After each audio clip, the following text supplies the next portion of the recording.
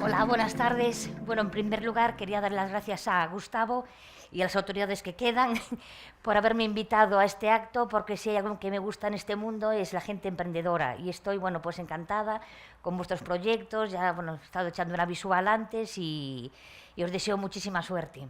Os voy a contar un poco cómo empezó mi historia, bueno, la verdad es que empezó cuando las vacas de la granja de mi padre, que estaba alquilada, me vinieron a buscar a la puerta de casa. Abro la puerta y me cuenta el vecino: son las vuestras, que están siempre por ahí perdidas. Bueno, inmediatamente, ni corta ni perezosa, me las llevo yo sola hasta la granja. Y claro, me pareció tan fácil, ignorante de mí. Las vacas sabían el camino de vuelta, pero yo me sentí como empoderada, ¿no? Dije, bueno, me voy a convertir en una empresaria de la leche. La decisión estaba tomada. En 7 días aprendí a ordeñar, a andar con los tractores, el nombre de las vacas y poco más. Tengo que reconocer que fueron unos comienzos muy duros. Yo empecé el 1 de septiembre del año 2000, el año que llovió todos los días, y vi Sieston por encima, y como decía mi padre, las vacas no creen en Dios y no hay pues ningún tipo de día festivo, ¿no? Y la verdad es que tenía tanta fe en mí, en lo que iba a hacer, que todos los problemas, todas las cosas negativas, pues les daba un punto positivo, ¿no? Por ejemplo, la limpieza de la cuadra. Era una media de 3 horas, imaginaos, arrastrando kilos de bosta, que en principio pues no parece así como muy agradable, ¿no? En principio. A los pocos días de estar limpiando la cuadra, dije, esto es como una meditación. Mónica, esto es como la pintura creativa también, o intuitiva, perdón, una cosa así parecida, ¿no?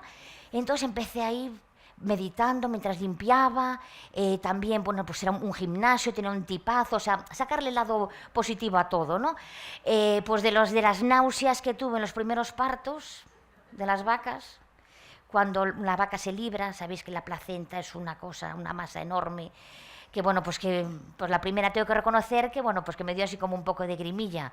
Bueno, hoy en día me encanta. O sea, cuando la vaca se libra, no le doy besos a la placenta de milagro, porque eso significa que ha sido un buen parto. Entonces, bueno, esto me refiero, vosotros cuando empecéis ahora vuestros proyectos vais a tener un montón de imprevistos y de cosas que, bueno, que no ni os podéis imaginar lo que os va a pasar, ¿no? Entonces sí que os recomiendo que tengáis una actitud un poco transformadora, de adaptación, ¿no? Que va a ser una de las claves de vuestro éxito. Yo a los 2 años de trabajar duramente todos los días, donoso señor, de hacer una granja nueva con limpieza automática, ya había meditado bastante, una sala de ordeño, bueno, pues sin riesgo físico, todo así, todo como maravilloso. Sufro un vacío sanitario y existencial, porque por un brote de tuberculosis, que después se demostró que era falso, pues tuve que matar a todas mis vacas. Entonces, la verdad es que fue el golpe más duro con diferencia. Primero emocional, porque yo llevaba 2 años con esas vacas que me habían enseñado tantísimo, solo lo sabemos ellas y yo. Una de las cosas importantísimas que me enseñaron las vacas fue el tema de la paciencia. Yo le llamo modo aldea, que de hecho muchas veces en temas empresariales, quizá si utilizáramos más ese modo aldea, pues nos iría bastante mejor. Entonces yo soy muy de modo aldea y os recomiendo también que tengáis paciencia a veces a la hora de tomar decisiones, porque os van a salir las cosas bastante mejor que ese atrapalle que tenemos los emprendedores inicial, ¿no? De querer todo, pero no es verdad, ¿no? Entonces, por ejemplo, el tema del vacío sanitario, a mí me puso en mi sitio totalmente, aprendí muchísimo, porque lo que me parecía que, oye, pues ya controlaba de vacas, más o menos, había hecho una granja nueva, que todo me iba a ir de perlas, y de un día para otro, ¡pax!, te quedas sin nada. Entonces ese golpe lo que me enseñó es, primero, a darme cuenta de que quería seguir con vacas, que a pesar de llevar 2 años sin tener ni un solo día libre, el primer día que me quedé sin ellas pasé un miedo horrible en la granja. Me parecía como que me iba a pasar algo, como que las vacas si no me iban a proteger, ya ves que Disney, ¿no? Pero bueno, esas cosas, ¿no? Que cada una se monta. Y después, sobre todo, el disfrutar el día a día, ¿no? Que los problemas ya irán surgiendo, ya saldrás adelante, pero no estar anticipándote al futuro, no, disfruta cada día porque ya ves, o sea, de repente estás con la granja, te matan a las vacas y empezar de cero. Entonces esa capacidad de adaptación, logré lo indecible, por supuesto, pero bueno, enseguida me adapté, compré 16 vacas holandesas, que cuando llegaron a la granja pues me di cuenta de que mugían en holandés, de que no me entendían, o sea, pero esto es verdad total, ¿no? Y claro, bueno, yo me monté un sofá de pacas que dormía en la cuadra con ellas, ahora lo tengo, no sé si patentarlo con Ikea o hablamos con Mick y hacemos ahí reutilizable, también mobiliario. Y entonces, bueno, pues enseguida se adaptaron, en 2 meses empezaron ya a entender nuestro idioma, le cambié los nombres, por ejemplo, una que se llamaba Yuhuelge, que era así como una vaca, no sé, tenía así un estilo especial, entonces la llamamos Carmina. En aquel momento Carmina Ordóñez aún vivía. Joder, pues al poco tiempo de cambiarle el nombre a Yuhuelge por Carmina, pues Carmina empezó a sangrar por la nariz. Bueno, ningún veterinario supo jamás por qué le había pasado esto, ¿no? Entonces nosotros de coña decíamos, es que esnifa el pienso por la nariz, o sea, increíble. Bueno, han pasado muchísimas anécdotas con las vacas, lo que he aprendido de ellas es, vamos, os lo recomiendo a todo el mundo, una terapia con algún tipo de animal. Pero bueno, por desgracia, yo cada vez lo estaba haciendo mejor, ya era una granjera semiprofesional, mis instalaciones pues habían mejorado muchísimo, mi ganadería también, o sea, tenía unas vacas políglotas, melómanas, mis vacas escuchan música clásica y Fangoria, porque soy súper fan. Y gracias a mis vacas conocí a Alaska en un directo ahí en Luar, que fue una experiencia. Yo dije, yo me puedo morir, ya total, ya he hecho lo que quería. O sea, logré levantar esa granja y conocer a Alaska, ¿qué más quiero? Pero bueno, la historia está que el problema del sector lácteo llevamos en crisis, yo creo que desde que nací. Entonces, claro, cuando estás viendo que algo está en crisis y que no hay solución, pues en vez de quedarte ahí llorando como se quedan muchos ganaderos, ay, que poco me pagan, que no sé qué, es intentar hacer cosas, ¿no? Entonces, bueno, pues empezó un poco en mi mente, yo había estudiado empresariales y dije, bueno, pues tendré que utilizar para algo esto, ¿no? Entonces empecé, la primera idea que tuve, dije, me voy a diversificar con el tema de la huerta. Tengo un hermano economista muy bueno que me dijo, Martita, hay 3 formas de perder el dinero, las mujeres, el juego y la agricultura, que es la más dura. Pero yo tenía que intentarlo, ¿no? Entonces, realmente en España la cultura del fracaso es muy poco común. En Estados Unidos, por ejemplo, pues en los currículums es importantísimo. ¿Cuántas veces has fracasado? Porque has fracasado pero te has levantado, has vuelto a empezar. Entonces a mí me interesaría mucho más una persona que ha fracasado 5 veces y que sigue en pie con ganas, que no uno que le ayuda de perlas, que el primer golpe a lo mejor no se levanta, ¿no? Entonces, pues nada, me meto con habas y pimientos el primer año. Bueno, tuvimos que trabajar como bestias pardas, movernos muchísimo, llevar los pimientos de puerta en puerta a familiares, casas de turismo rural. Nos fuimos al mercado de las flores a La Coruña, llegamos tarde, pero nos compraron los pimientos. Yo creo que les dimos pena porque aparecimos con un pimiento en la mano, los teníamos en la furgoneta, ¿no? Y claro, yo creo que nos vieron y estas. Y después pusimos un puesto en Monterroso. La gente me dice, ay, qué esclava, mujer, qué esclava, una carrera, estudiar una carrera para vender pimientos en la tal. Yo con un escotazo, pues dije, aquí los vendo todo. Entonces teníamos los pimientos abajo y cada vez que nos pedían 1 kilo, nos pedían otro, no sé por qué.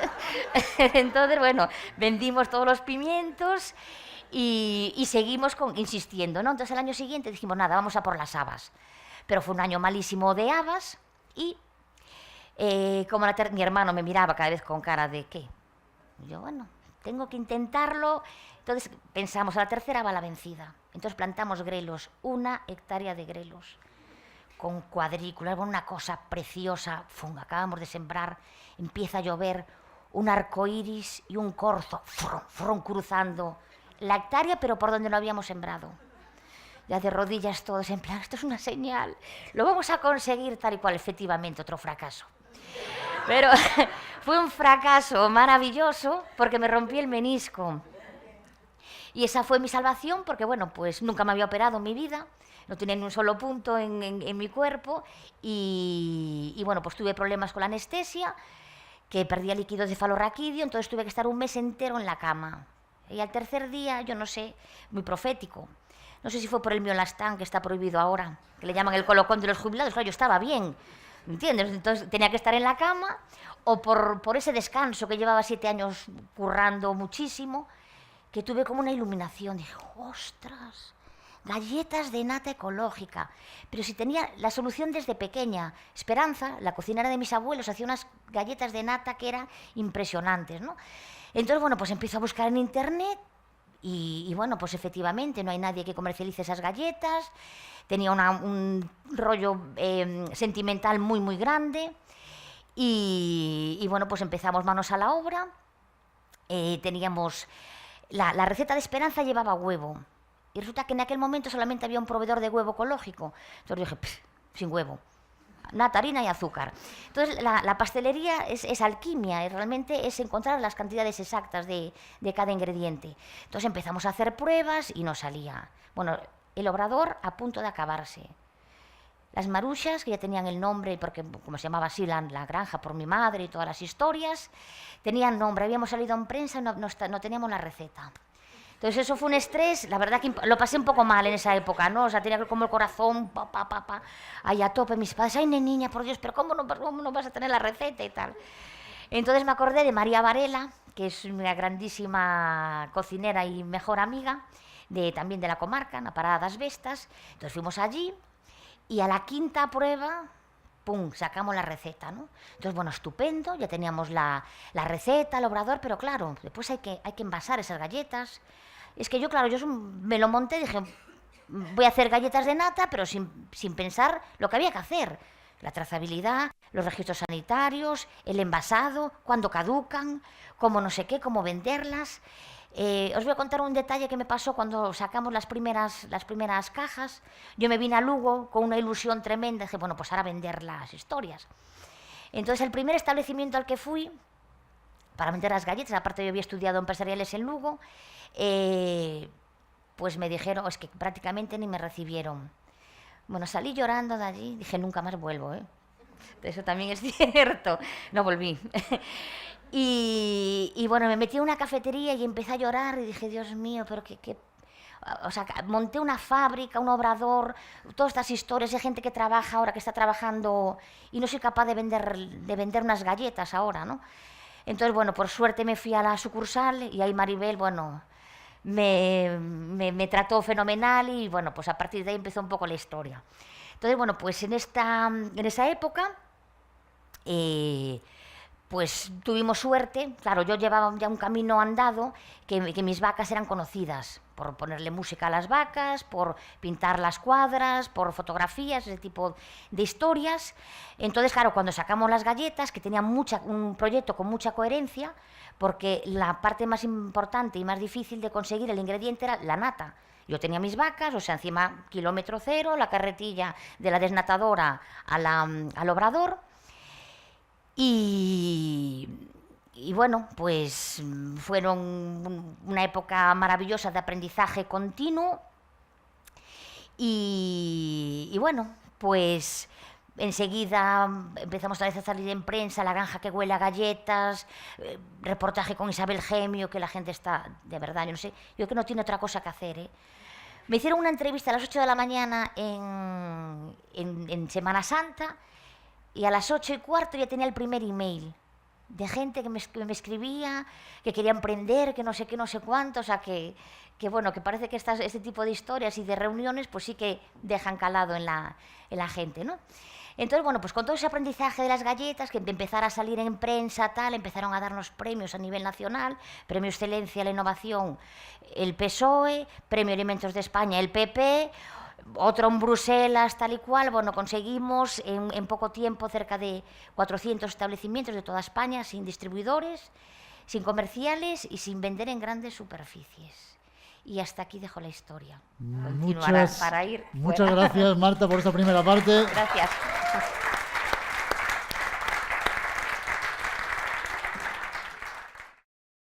Estaba pues, en un momento muy dulce con las maruxas, ¿no? Ya habíamos llegado pues prácticamente casi a ganar dinero con ellas y me doy cuenta de que la socia que había elegido pues no era la más adecuada. Entonces pues me quedé sin maruxas. Fue peor lo de las vacas, porque eso sí que no hay remedio, esto es una cosa material al fin y al cabo. Otro aprendizaje en mi vida y que también os digo, por favor, cuando tengáis socios, los papeliños bien escritos y bien firmados es un consejo que os doy de primera mano. Y bueno, pues volví a levantarme, por supuesto. No voy a dudar que, no, desde luego, lloré muchísimo. De hecho, me cuesta hablar de este tema. Pero bueno, seguí adelante con otros proyectos porque lo que sí que no perdí fue la fe en el ser humano. Y entonces, bueno, pues el siguiente proyecto que hicimos, que es con las chicas de Milulloa, es hacer cosmética gallega. Y esto surgió, bueno, porque las 5 socias que formamos la empresa Mulloa, pues todas tenemos cerca de 50 o rozando los 50 o pasados. Llevamos muchos años trabajando en el campo y bueno, pues la verdad es que tiene un límite el cuerpo, ¿no?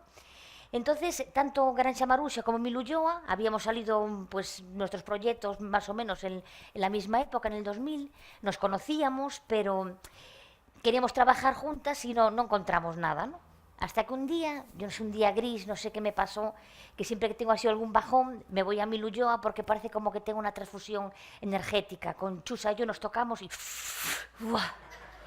Y ya bueno, montamos ecopolígonos, un montón de historias, ¿no?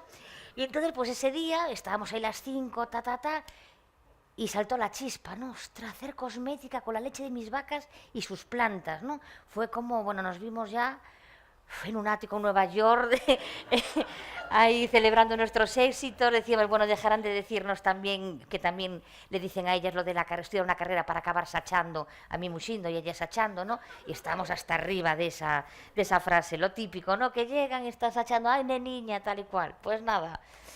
Entonces, nada, pues llevamos 5 años con ese proyecto y fijaos qué tontería de problema hemos tenido para salir al mercado. El tema del nombre, diréis Mulloa, es que es Mu de vaca, H de hierba y Ulloa de nuestra comarca. Es difícil, ¿verdad?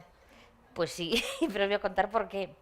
El primero, con el que íbamos a salir al mercado, fue un sueño de Anxos, una de nuestras socias, Mima, que era la contracción de Milulloa, Marusha, un término además también gallego, bueno, tenía de Mima, tenía toda la historia.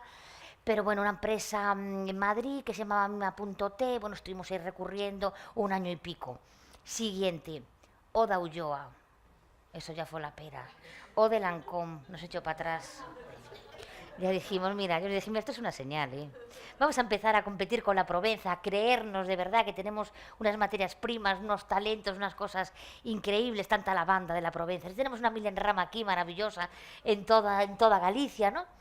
Y entonces, bueno, pues por fin, el último nombre, Mulloa, era muy difícil que hubiera algo parecido.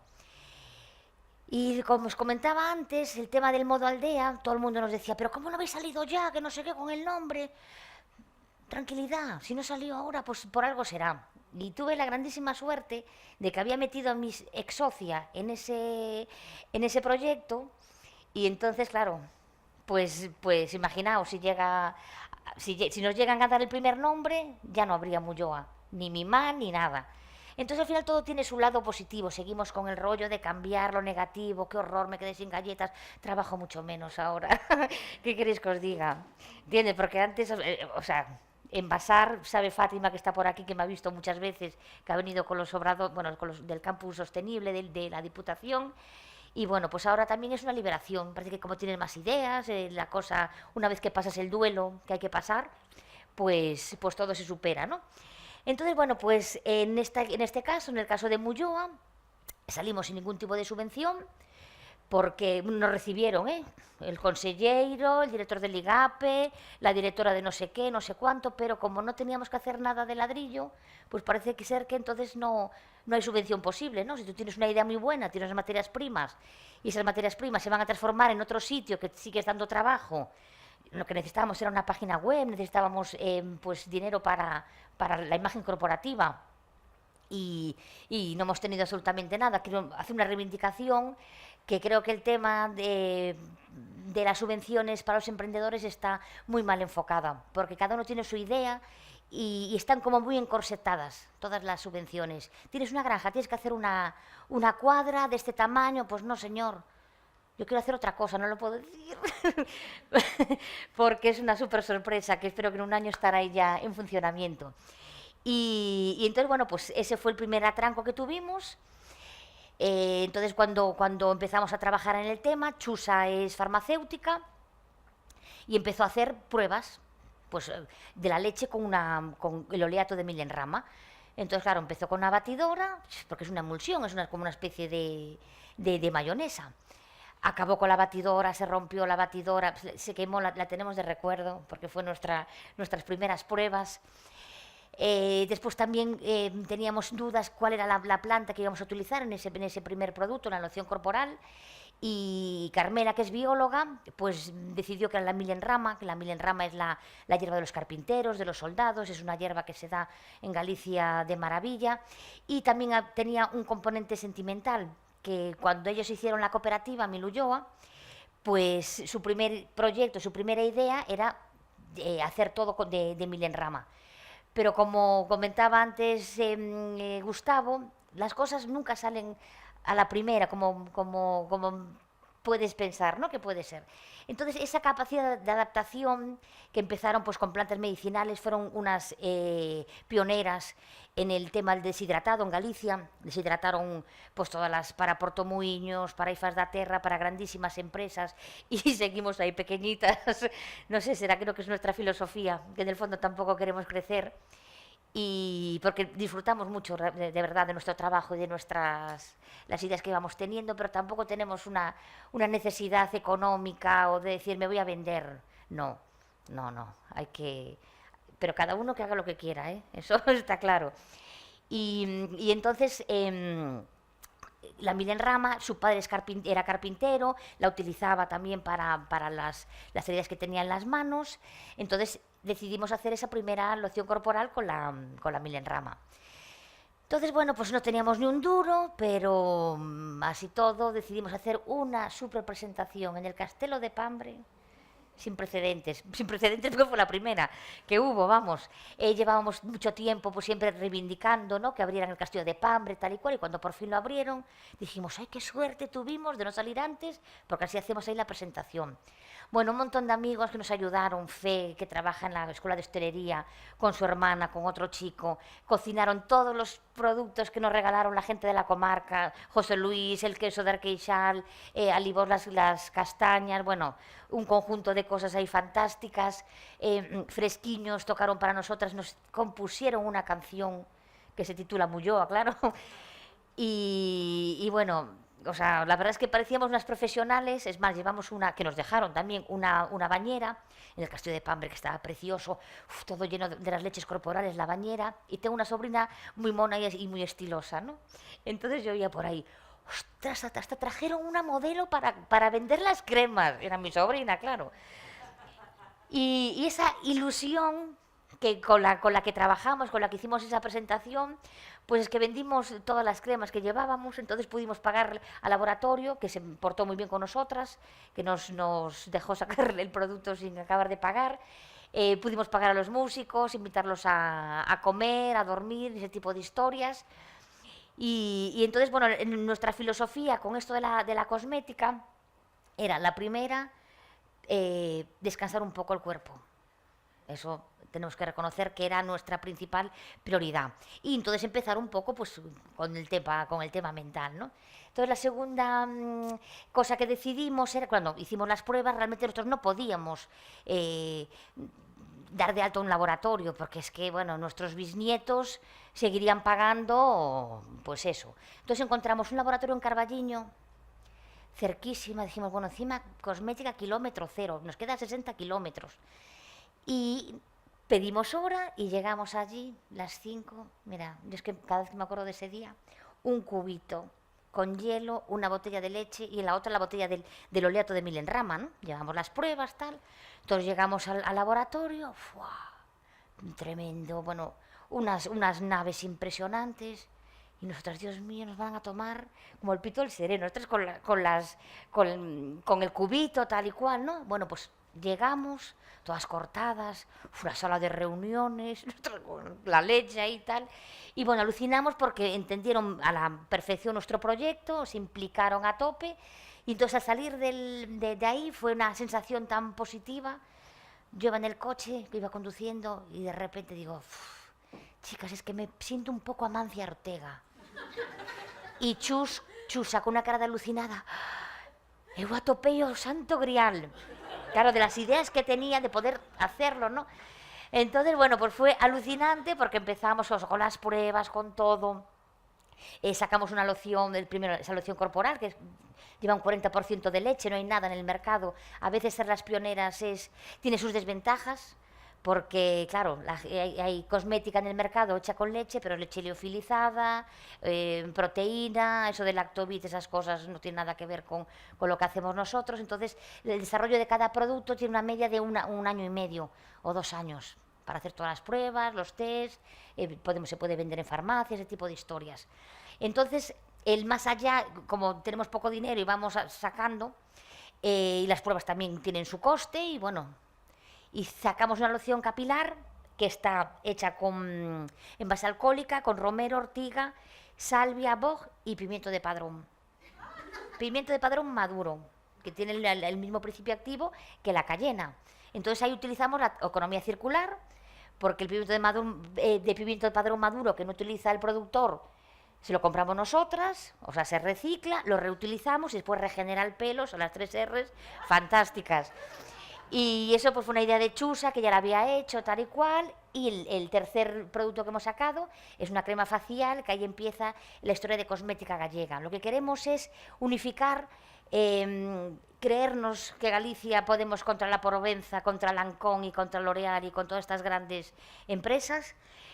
Y entonces unificarnos, pues por ejemplo, esta crema lleva el bagazo de sidra ecológica de Ribela, que fue el primero en hacer sidra ecológica en Galicia, la lechuga de Mar de Ardora, que es una empresa de dos biólogos maravillosos, y la cera de abeja de Polemel. Entonces nuestra idea es, poco a poco, según vayamos sacando productos, modo aldea, siempre. De hecho, eso nos sirvió muchísimo, no tener esa precipitación de haber puesto cualquier nombre. No, pues es que no podíamos salir en ese momento. A veces cuando las cosas no fluyen en los proyectos, son cosas de estas, hay que esperar, porque quizás no sea el momento para así cuando de repente hay otras que van ¡bum!, tremendas, ¿no?